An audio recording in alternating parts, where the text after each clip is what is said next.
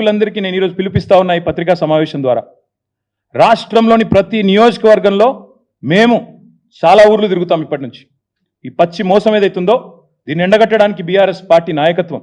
మొన్న మా తమ్ముడు వివేక్ గారు ఎట్లా కుత్బుల్లాపూర్ రూరల్ మండల్లో ఎంతమంది ఉంటే ఎంతమందికి అయిందో మొన్న వచ్చి ఇక్కడ ప్రెస్ మీట్ పెట్టి మరీ లెక్క చెప్పినాడు. రుణమాఫీ విషయంలో 1000 మంది ఉంటే కేవలం 100 మందికి ఇచ్చి మేము మొత్తం కంప్లీట్ చేసినామని పోజులు కొడితే ప్రధాన ప్రతిపక్షంగా మా బాధ్యత మీ వాదనలోని డొల్లతనాన్ని ఎండగట్టడం. ముఖ్యమంత్రికి నిజంగా దమ్ముంటే ఆయన నా సవాల్ స్వీకరించాలి. Let him accept this challenge. Kodangal పోదాం, లేదా నీ ఇష్టం, ఉమ్మడి పాలమూరు ఏ కాన్స్టిట్యున్సీకైనా పోదాం, నీ ఇష్టం. సొంత ఊరు కొండారెడ్డిపల్లికైనా పోదాం, ఆ ఊళ్ళో అయినా 100% రుణమాఫీ అయిందా నువ్వు రుజువు చేయి.